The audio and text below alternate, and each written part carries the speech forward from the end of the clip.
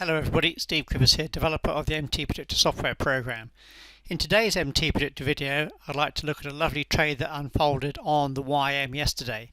But as usual, we have to start with our risk disclaimer and just remind you that all examples in these videos should be considered as hypothetical. No trades are actually taken, they're just shown for illustration and training purposes only. And the most important part is that there's always a risk of loss in trading and investing. Or put another way, all professional traders know and understand, but more importantly accept that losses can and will and do unfold. It doesn't matter what trading approach you take, there always will be losing trades. Right, let's have a look at a 3-minute chart of the YM. This is using our standalone version. We also have add-ons for NinjaTrader, NinjaTrader 8, as well as scripts for TradingView. But the setup I want to look at is this VS buy setup down here. This is a day session only chart, regular trading hours 9:30 to 16:15 New York time. As you can see, it caught the low absolutely beautifully before the YM rallied strongly. You can see there are also history triangles as well as other setups on the chart. So how do we approach trading with MTPredictor? Is it a black box system? The answer is no, and this is really important to understand because we don't believe black box systems work because markets go through cycles.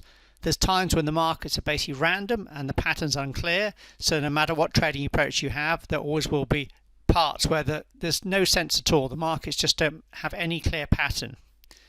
So how do we then decide on whether it's a good trade setup to take and whether the pattern's clear? For this we go to the higher time frame chart. So on a 3-minute we'd go out to the 15-minute. If you say trading daily, you'd go out to the weekly. Perhaps you're trading Forex or maybe a 15-minute chart, you'd go out to the hourly. So you're looking for a time frame between 3 and 5 time frames higher. I'm just going to jump back to a bit earlier and show you what we do. Basically we place DPs, our decision point levels, on the chart. There's a previous low. We place the DP on the chart, but can you see how it's out there in advance? This is the important thing with MTPredictor. We're not waiting until the scanner goes off or anything like that. We're not working in hindsight, we're working in advance. So here it is there ready for you, telling you this is an area where you need to be aware of what the market's doing. We're asking the question, what happens if, not when, but if the market gets down to this level? As you can see, that's where the low came in and it reversed at that level. So when you go down to the 3-minute chart, that is when you need to be starting to be a bit more interested in what the market's doing. So if we now come back to the training mode on that bar, sorry about that, trying to do, there we go. So that's what the setup would have looked like at the time.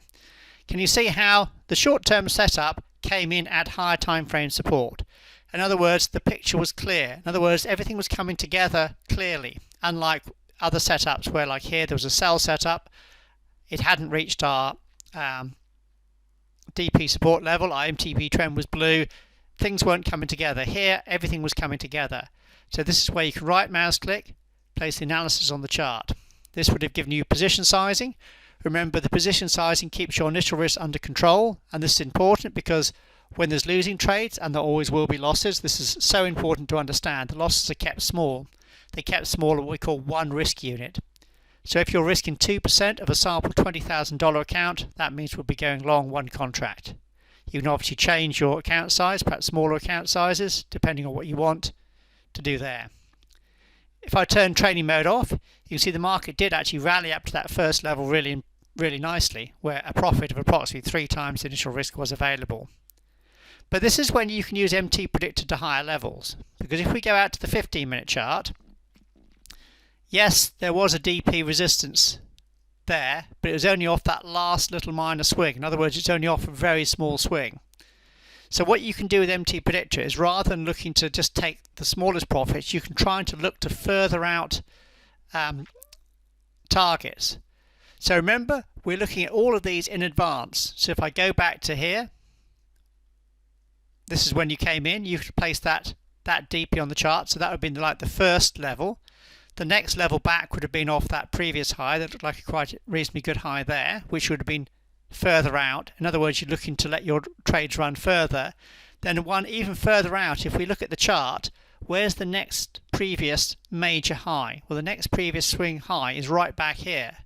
So if we place the DP on here, here's the next really major high. So if we turn trading mode off, can we see what happened?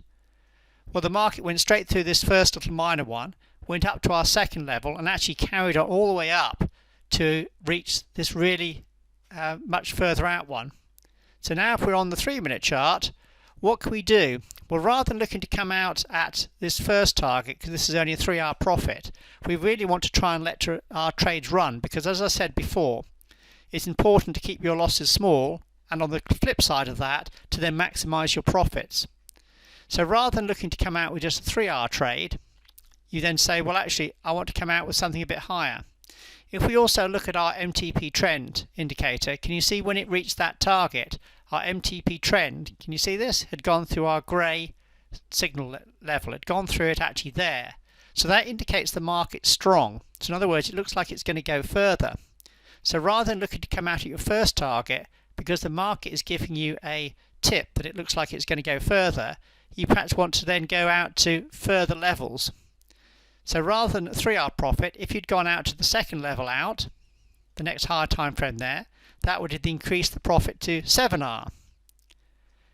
At this level, the MTP trend was even stronger. So what the more aggressive traders among you could have done as well is then gone out to the even further out DP, which was this one up here. Or perhaps you should have let the market run with our 80-hour stop. Can you see our blue dots there? So that means you'd have been stopped in around about here, which is basically about the same level. So rather than looking to have a small profit, which was only about 3-hour, what you can do is then look to run that a bit further to perhaps, at the very least, come out with a 7-hour profit, or if you're a really aggressive trader, run that even further to the next further out DP using our MTP 80-hour stop as well. All because our MTP trend was strong, it was giving you a tip that it was actually looked like it was actually going to go a bit further to then increase your profit up to 18R. And this is the real key to successful trading. Is first and foremost you need to do 3 things. First and foremost, you need to only trade when the picture's clear. That helps you avoid trading when the market's not giving you any clear pattern. That keeps you out of choppy, horrible losing trades.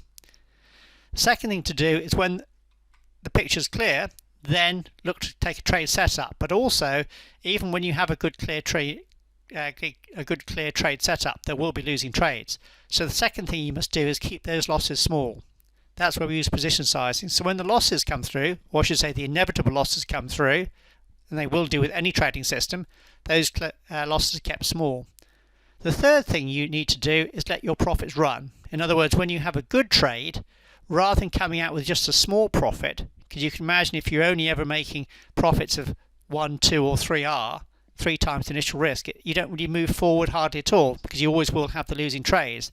But if you have profits that are, say, 7R, or even as good as 17 or 18R, can you see how it makes the equation tipped on your side? In other words, when you have the profits come through, the profits are much larger than the losses, and that allows you to then have quite a few losing trades and then still move up with your profitable trades or your profit overall. So that's what we're trying to do at MTPredictor. The 3 things. First and foremost, only trade when the picture's clear. Secondly, when the losses come through, keep the losses small. And thirdly, looking to run your profits further, so when you have some nice moves like this, you can have profits that are large, but not just large in dollars, but large in terms of your initial risk. And this example on the YM yesterday sums this up really well and shows all these different items really well, with an absolutely beautiful example of this VS buy setup, nailing the low there absolutely perfectly, then got you long, ready for when the market rallies strongly throughout the rest of the day.